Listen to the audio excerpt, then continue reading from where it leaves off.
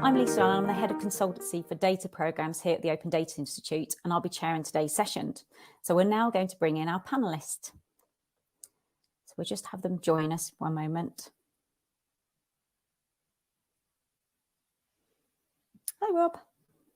Hiya. Hi, Linda. Hi, Jen. Hello, good morning. Morning. And we've just got one more to come in. Excellent. And we've got Sam. Hi, Sam. Hello. Excellent. So welcome to a panelist today. So we have a great session for everybody today, and we'll be talking about, will data ethics ever be part of an organisation's DNA? So before I start, let me allow our panellists to introduce themselves. So let's start with you, Rob.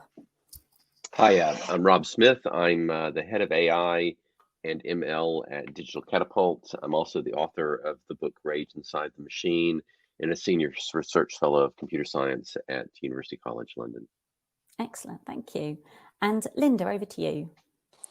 Morning, everyone. My name is Linda Briceno. I'm head of privacy and ethics at Lloyds Banking Group.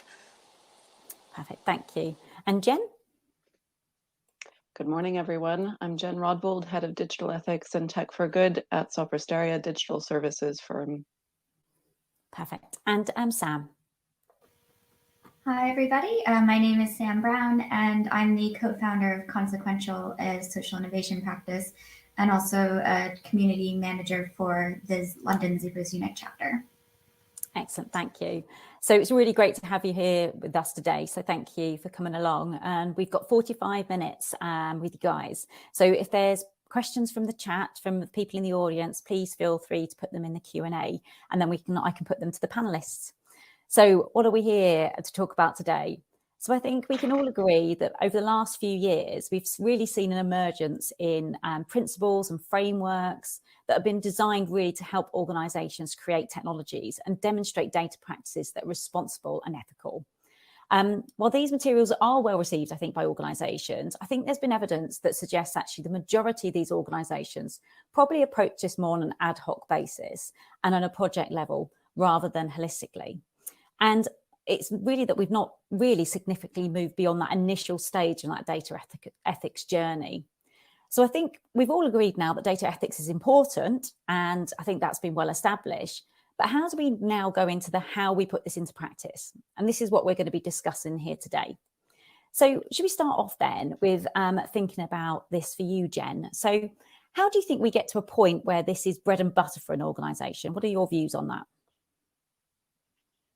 Thanks, Lisa. Well, I guess literally it has to be translated into the figurative bread and butter. It has to be meaningful from a business perspective, data ethics, that is.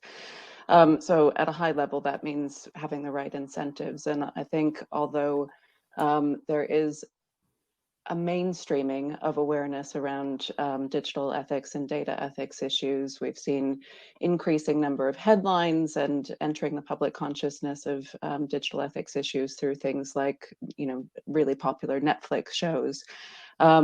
I don't think that businesses are quite at the point yet where they kind of feel the risk spiritually almost. We're getting there, but it's a slow progress. So if the last 5 years has been about getting agreement around high-level frameworks and principles, I think the next 5 years is really about kind of making this a part of our organization. And the key components to me are around education and skills, and that's both outside of organizations and the way that educational institutions educate people working in technology and ethical issues, but also what we do with people inside the organization, and recognizing that data skills, data literacy, and data ethics awareness needs to be mainstreamed across the organization and made appropriate for people in different job roles and at different levels of the organization.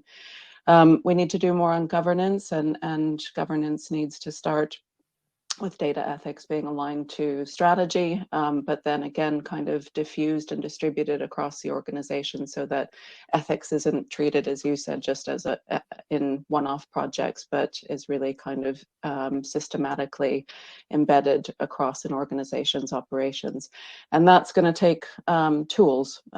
So what that means is both kind of governance mechanisms to make sure that people working at the grassroots in designing and developing technology have ways of discussing ethics and raising ethical concerns, but also kind of just some fundamental ways of recording ethical practices. So translating those principles down into project level and then tracking them throughout the life cycle of a project or a product or service. Excellent. Thanks, Jen. And I can see, Sam, you're nodding along there. What are your thoughts on how to get this to a point where it's bread and butter for organizations?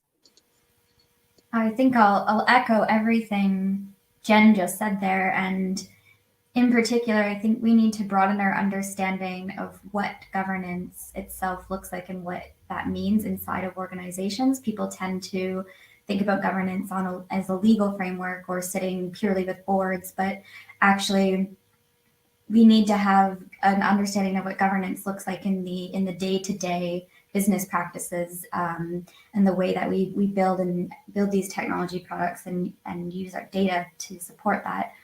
And I think quite a lot of that looks like focusing on the seemingly boring parts of innovation and business. We tend to get really excited about flashy technologies and gloss over some of the really boring tactical things that we do on a day-to-day basis to bring those technologies into reality. And so I'd like to see a bit more excitement around thinking about what is a business practice? How does our team meeting or our daily stand-up contribute to the values that our product is going to embody and then be put out into the world? And I think that's one of the approaches that we can really start talking about some of the seemingly boring parts of business as actually being some of the most innovative. Excellent. I really love that. I love that thought of putting that energy and that innovation into it to try and get it out, because it's not boring. It's actually really interesting, isn't it? Well, it is for us.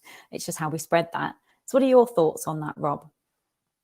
Well, I echo what both the previous speakers say. I think that incentives are the key. I think that if you think about the embracing of ethics as a practice, it usually is driven through incentives. It's either a financial incentive, a risk-adverse incentive, which usually, or a response to government. So effectively, you have either, things either driven through commercial concerns, legislation, or litigation. At least what we're seeing now with the EU's AI Act is some boundaries being set up around. Let me say this, is coming from an AI perspective, I effectively see everything about decision making made with data as opposed to the data itself. All the issues that involve around data are very important, but ultimately what decisions are made with the data are the things that drive the ethical concerns. The thing I like about the AI Act is the risk areas. I actually do think, if you think about the places where ethics are organizationalized in the real world, medicine is the obvious one where it's an operational part of most medical practices. But I think the ones that the EU laid out, which let's ignore identifying people, but you've got welfare, justice, immigration, and job progression. Those are the four categories that the EU laid out as high risk areas. I think at least that provides some framework for the places where businesses in the future can worry about litigation and legislation, because I think in some cultures it's going to be attacked through litigation and some through legislation. I would say that litigation is the next phase, not legislation per se. And at least that provides a framework where businesses have to start thinking about the financial implications and the potential risk, legal risk involved. So is it going to become a part of organizations' DNA? I think the mechanisms will have to be through those incentives. I think those incentives are at least beginning to emerge now. But establishing ethical roles within businesses is pretty transformative. It's a pretty big deal. Very few businesses do that in any capacity. So doing it within the realm of data is going to be interesting. However, I think my kind of positive view on this is technology has had ethical impacts on people for a very long time. Perhaps the obviousness of data being a way that people are ethically impacted will cause something of a revolution with regard to business impact on people's lives. And perhaps data ethics is a leader with regard to greater emphasis on business ethics. So. Thanks, Rob. And what about you, Linda? What are your thoughts? Yes, absolutely. I agree with what the speaker just said. And if I may add, obviously from a financial sector perspective, we are very risk adverse. So the example I can provide, we have started thinking about ethics, obviously as part of our risk approach and also alignment with our values as a bank to do the right things for our customers and be customer oriented. So as Rob said, there is a very much an initial driver that was legal compliance and risk related. But as we have been looking into ethics and developing it, we find that it's absolutely necessary also to align it with the wider business outcomes and really as a strategic part of the business. So for instance, our team sits in the Chief Data and Analytics Office and we drive the direction, the strategic direction for privacy and ethics. So we look not just at privacy or ethics as a risk element of the governance, but it's actually how it can help drive the business. And as you know, historically, privacy by design has been one of the ways you have been embedding some principles that are very much also aligned with ethical considerations like transparency or even fairness to a certain extent, obviously, and into the development of the products. So we found that building on the framework that we already had for privacy, we could probably start looking into how we could embed ethics as part of the product development as well, and also as part of the the processes that we have for developing models, algorithms or AI, because as an organization we have a framework in place. Depending on the organization, you may have also different frameworks. If they are big, you may not just have one. So it's quite challenging and interesting to see how you can embed like a systemic solution that allows you to think about ethics through the life cycle, that data life cycle, essentially. Excellent. Thanks, Linda. So we've actually quite a few questions in the Q&A already. So I'll just come to this first one, actually, because I think it leads into some of what you were saying about outcomes, Linda. So it says, we cannot just exhort organizations to embed data ethics. Are we able to demonstrate how embedding data ethics in everything we do leads to a better outcome? And that was from Martin Ferguson. So who'd like to come in on that? Are we able to demonstrate how embedding ethics into everything we do leads to that better outcome? Go ahead, Jen.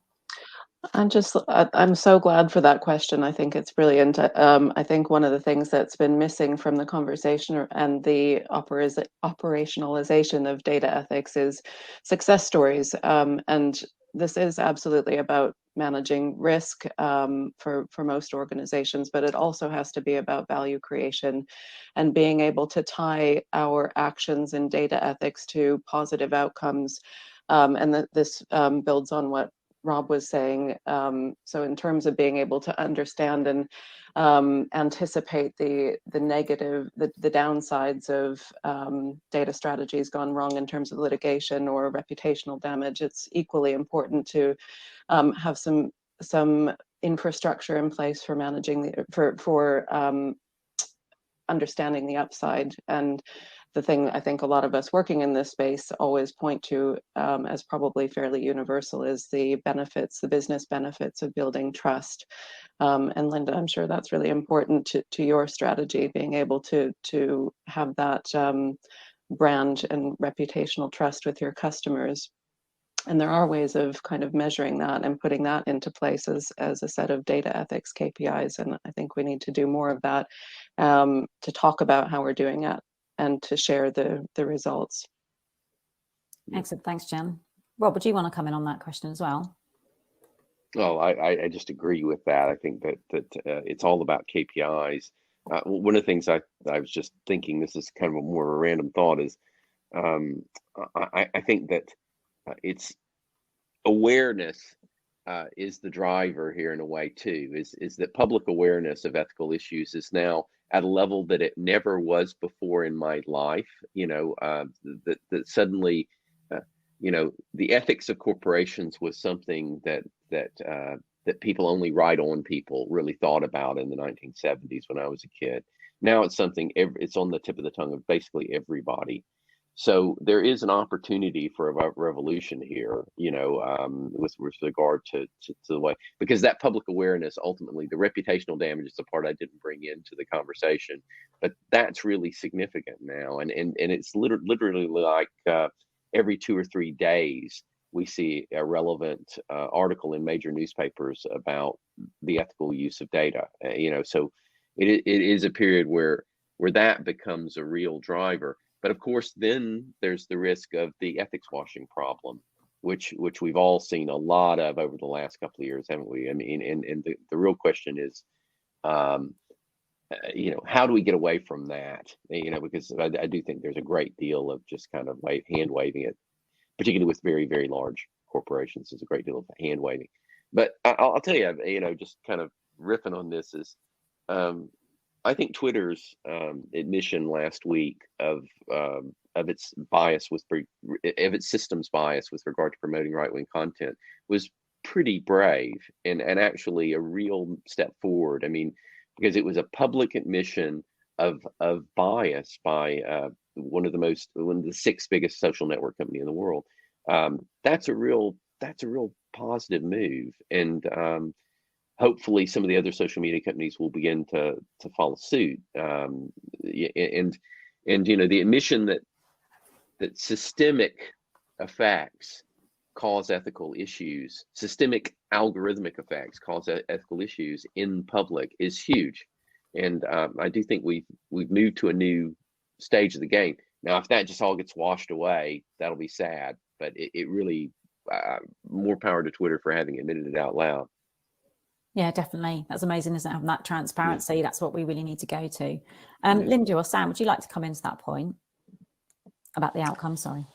Yes, definitely. As also Jan mentioned, it's key for organizations like banks, but I think obviously for all kind of organization, but particularly for those organizations where customer trusts you with a lot of your data, because that's what we do. We are stewards of the data as well. It's not just the financial service that we provide. I think it's key for us to preserve that trust to our customers. Similarly, again, I always drive similarities with privacy, but it's actually in that sense very similar. You want to avoid ethical mishaps that may derive by unethical uses of data, and how you translate it with a positive outcome on a customer level is there are many examples that can be provided. And for instance, thinking about fairness in the credit and the lending space, we need to be as much inclusive as possible and avoid, potential, bias within the models that could discriminate and create different outcomes depending on unfair triggers, such as, for instance, race or age or many other factors that may be perhaps even less clear, or sometimes, determined by using certain proxies that you may not necessarily immediately infer that there is a potential bias. So there is a lot that can be done to prevent that. And maybe in the past, I think banks in general, the financial sector, have always been very careful.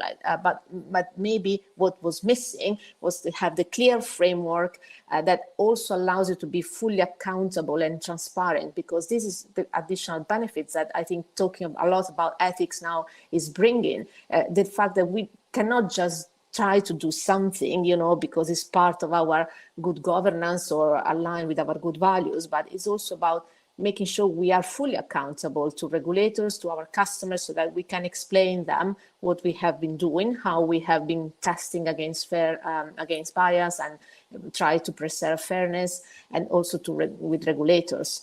So there is a strong element here, and that is the opportunity around how we can show accountability. And also, as Rob said, is about being able to be transparent, not just with the positives, but sometimes also maybe with the mishaps, or everybody makes error. Unfortunately, we should try to avoid them, and this is why we have ethics and we talk about ethics. But if we do, then sometimes we can learn a lot by these mistakes, and not just us, but the whole sector or others as well. So there is a clear benefit in sharing also kind of failures that we may experience, because technology or the innovation is going even faster than we can manage as an organization because of legacy structures, etc., etc. So I think and accountability and transparency are key here.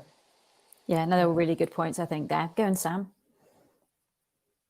Yeah, I just want to build it very quickly and pick up on some of the things that were said here, and that one of the biggest barriers, I think, to data ethics being picked up is that fear of businesses not wanting to be the first movers, and doing something that may be perceived wrong in the public sphere and getting smeared for it. And so I think we do need to encourage experimentation with what this can look like, and reward transparency around failures and mishaps just as much as success stories. And I also just want to point out that ethics is deeply, deeply contextual, and its application is never going to look exactly the same in one business to the next. And so when we're thinking about success stories and we're thinking about the value it may bring to your organization, that might look wildly different. And those case studies and those stories from different businesses may range from, it built more team cohesion and improved our employee experience and allowed people to feel that they had a voice and their ethical viewpoints were valued and picked up on, through to we now created a product that is fundamentally different in how we treat privacy and how we treat our users' data.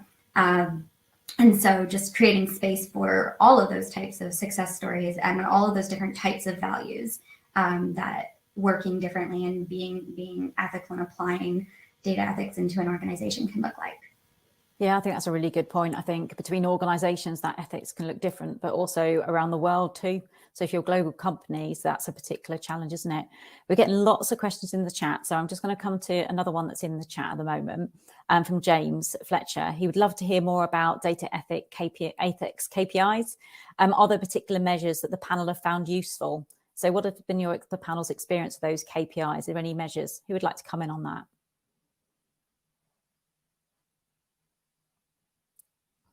You're all not meant to go quiet.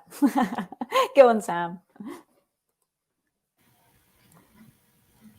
I think on my standpoint, quite a lot of data ethics application within a business looks more like process work. It looks more like the way we do things, and ensuring that you have done certain processes or put in certain practices or built certain safeguards or mechanisms.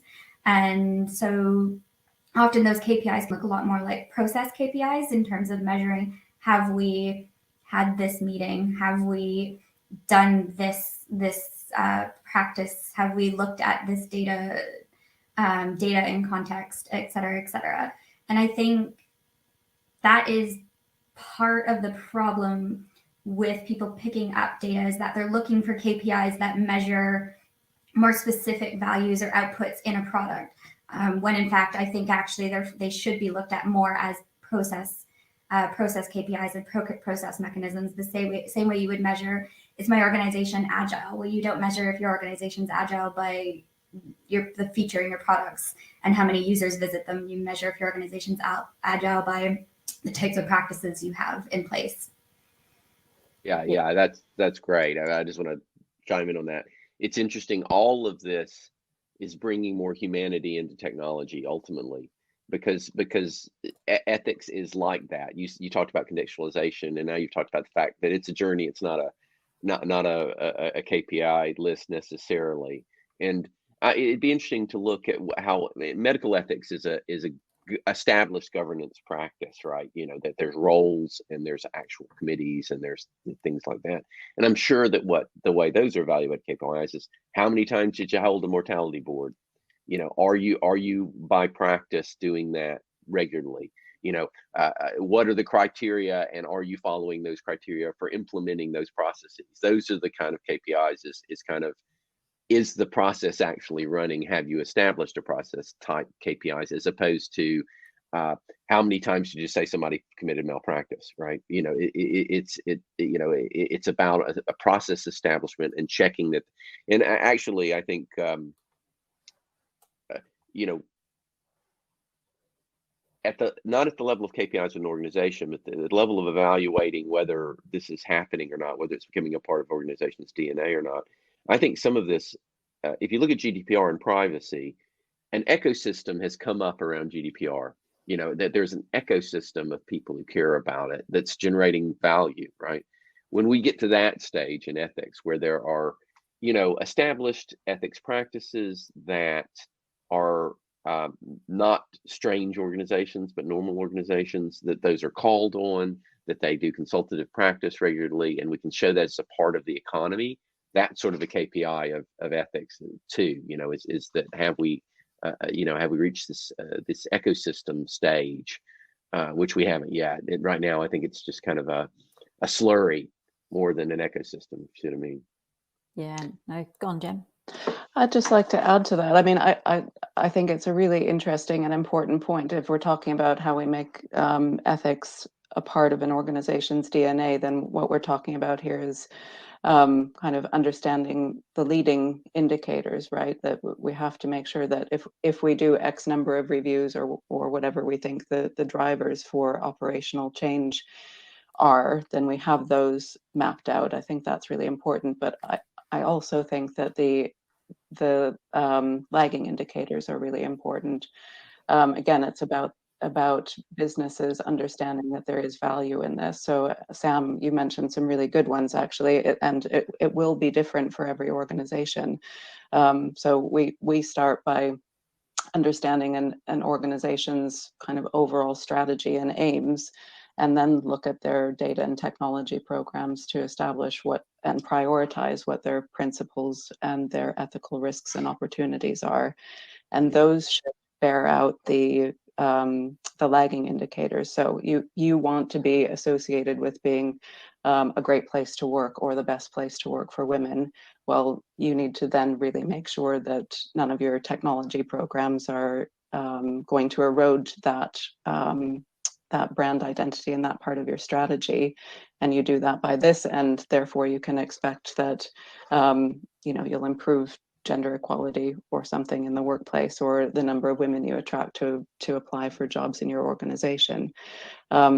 And I think we have a lot actually to take from the maturity of the ESG and sustainability movement, actually, on the ability to translate what once were considered pure externalities into measurements that mean something to a business. And Rob, you made a great point about how now we're in a really interesting time where businesses accept that they have a role to play in society, and the public is demanding that.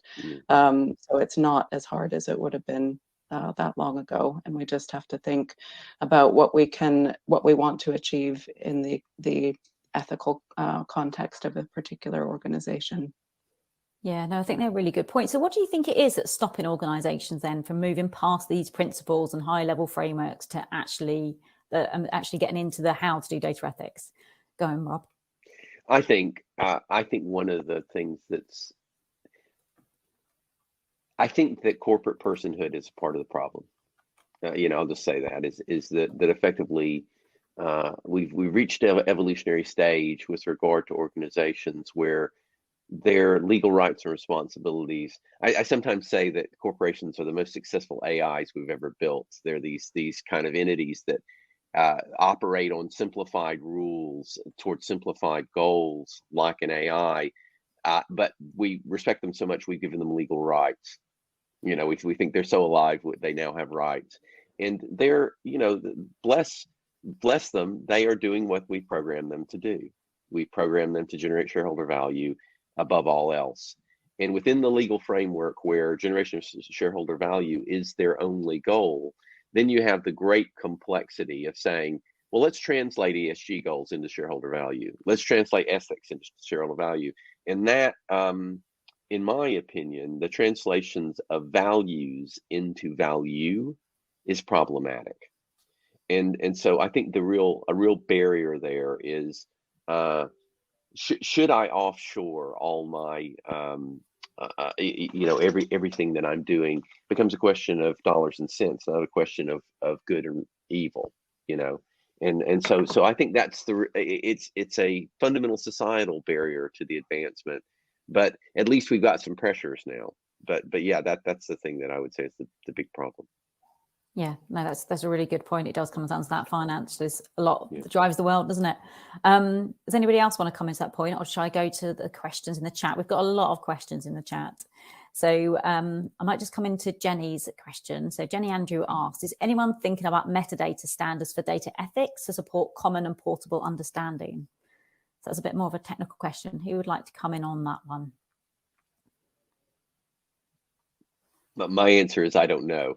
That's the fair unfortunately, I don't know if anybody's thinking about that yet. Okay, I think that's probably across the panel then. Shall we have a little look? So I'll tick that one off.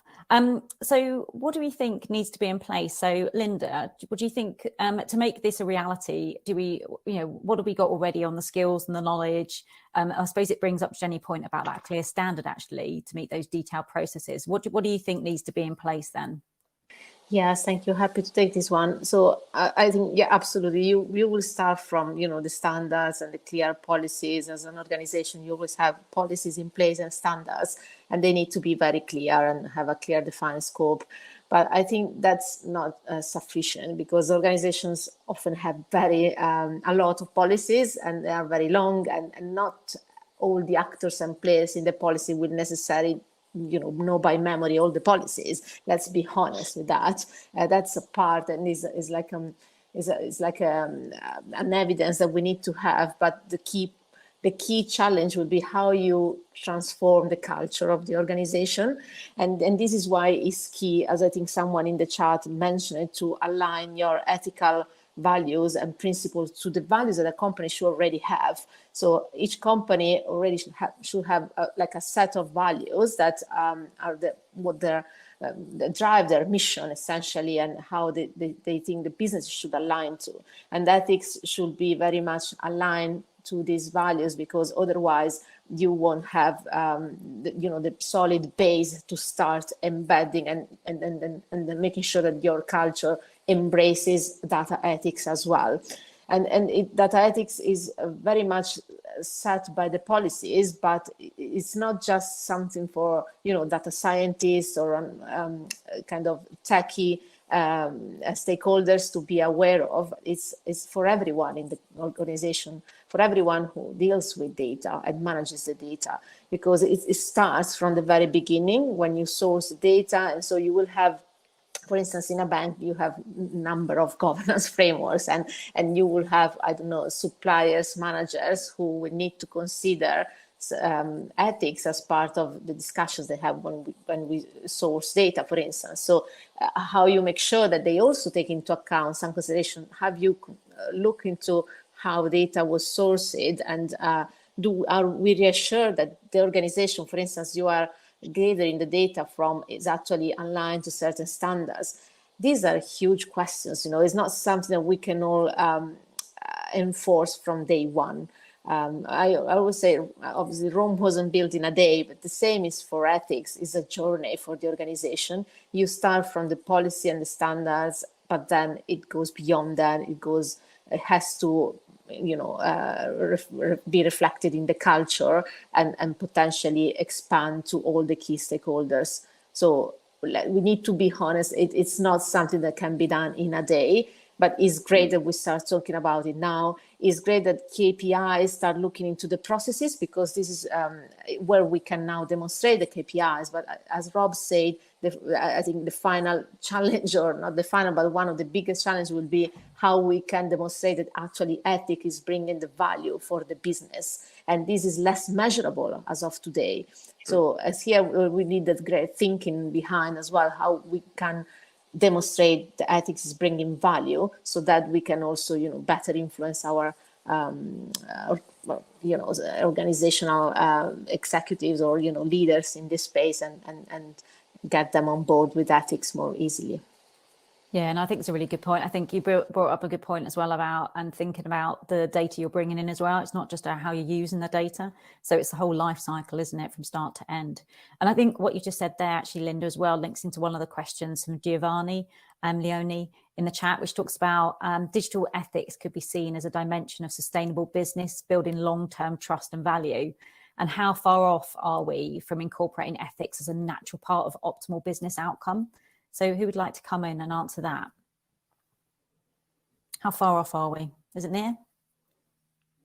Far? Less far off than we were just months ago, probably. But is it's still, gosh, that's like asking how far off are we from fixing politics or the climate change problem? It seems awfully far, but at least we're a little closer today than we were yesterday. I hate to be bleak, but I do think I'm hopeful, but there's still a long way to go. I mean, I really want to emphasize that this is a revolution. That this is not just talking about data ethics. This is really talking about fundamental ethics of technology, and it's just data happens to be the thing that's driving it.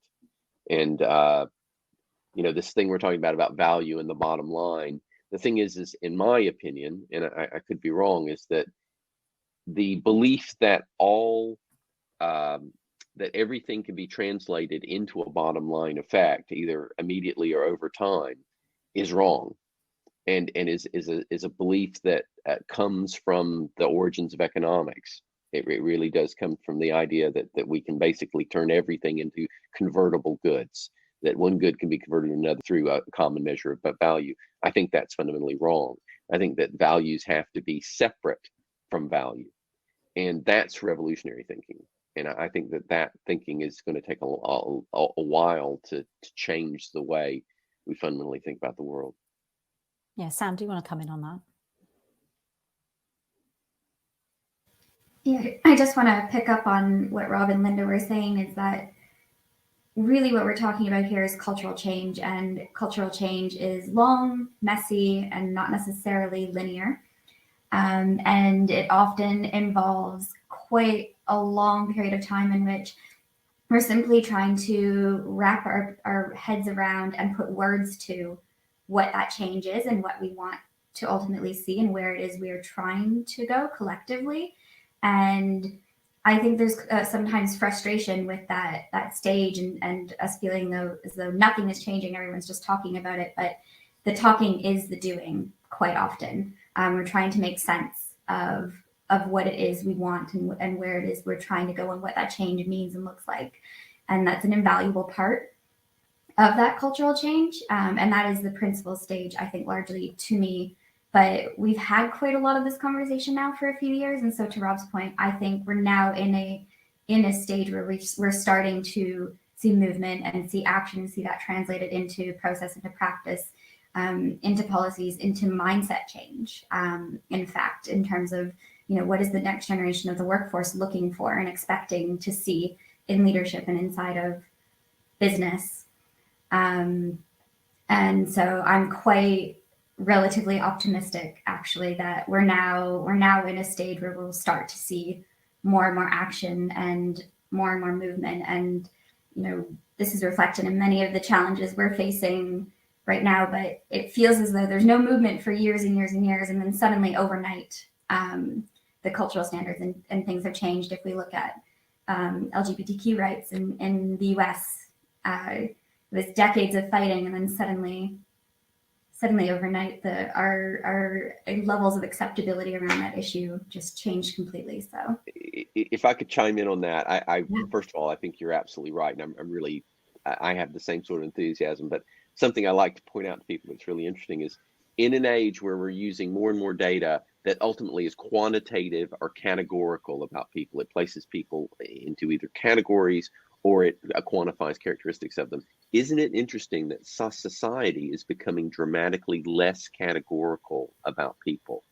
That fundamental things like gender, that we think of as fundamental binary classifications of people, are literally breaking down to the idea that those categorizations that we've all focused our entire society on are actually weak. Are weak categorizations of the realities of people, and that quantities are weak categorizations of people as well, things like IQ, etc. Isn't it interesting that society is leading right at the time where we have massive categorical and quantitative data sets about people? I find that fascinating and somewhat hopeful. I want to respond to that very quickly because I think that's a brilliant point, and I think it's actually one of the drivers around data ethics is because data is not reality, and we're making decisions off of data that is not reality, and that's part of why this is so prescient. Yeah. And just riffing on that, is Stephen Hawking said that this would be the century of complexity. And in my mind, this is exactly what that's about, is the realization that complex systems, in the sense of science, complex systems are non-reducible. And what that means is you can't have perfect models and you can't have perfect data about things that are highly complex. And this is that realization. This is what complexity science is leading towards, is a change in the way we perceive quantitative science fundamentally. But anyway, I'll stop. Sounds like we could do a whole topic on that alone, isn't it? Yeah. So we've only got another 4 minutes to go, and I apologize for anybody I don't get to in the chat because there's a lot of questions there. But I was going to ask, do you think, because we're talking about how we do this, do you think there are any obvious roles within organizations that can take accountability for these data ethics practices, really driving this through? Jen, is that one that you'd like to come back on? Sure, and I'll take the opportunity to answer the last question a little bit too from a different angle. I really enjoyed Rob's and Sam's comments, and I think that's right. But I think that if we continue to appear to be operating only in the talk space, which I absolutely agree is important, because we actually need to equip more people at more levels with the ability to talk about ethics. So I don't disagree with that. But I think there are some very kind of quick and practical actions that organizations can take. I mean, we've seen ethics sit, I think, too often, frankly, in the risk and compliance space. And so getting to your question, Lisa, digital ethics in particular, and maybe ethics in general, I think really needs to sit in the business, whatever that means for an organization, so that it is more aligned with value creation. And I accept what Rob in particular has brought to that conversation, but businesses being businesses, if we can do as much as possible to align to how they understand value and bring them along in thinking about it in terms of stakeholder value creation rather than just shareholder value creation, then that will be extremely valuable. The other challenge, though, is that digital ethics and data ethics does take a particular set of expertise or skills that traditional business ethics doesn't. And we often also just see a disconnect in terms of where technology sits in an organization. And that's, of course, changing as more organizations become digitally driven or data-driven organizations and are fundamentally changing their business models. But we have to remember that for most organizations, they're not there yet, and they might, be in a situation where they buy in IT for a particular project or data expertise or something for a particular part of their organization, without other key decision makers and stakeholders knowing about it. And we've had actual examples of that pretty alarmingly in some organizations where you would think that would be quite sensitive. So the opportunity to have any sort of governance around technologies and use of data that fundamentally is dangerous for an organization's reputation was missing. So some practical kind of organizational, structural and governance things and joining up could be really appropriate. But in short, I think it needs to sit in the business. And then I think we need, as Sam and Rob have said, to make sure that we're also doing the culture change and the data literacy and data ethics skills piece across the organization. Excellent, thanks, Jen. So we're nearly out of time, so I'm going to do a quick whiz round. So one-word answer. So for each of you, will data ethics ever be part of an organization's DNA? Maybe unfair to do in the last 30 seconds. Rob, what do you think? Hopefully. Linda? Yes. Excellent. I like the positivity. Sam? Yes. And Jen? 2 words. Enthusiastically, yes. Excellent. I just want to thank you all today. It's been brilliant having this panel, and thank you to everybody who's attended. So yeah, have a great day all, and hopefully it will become part of an organization's DNA. See you later.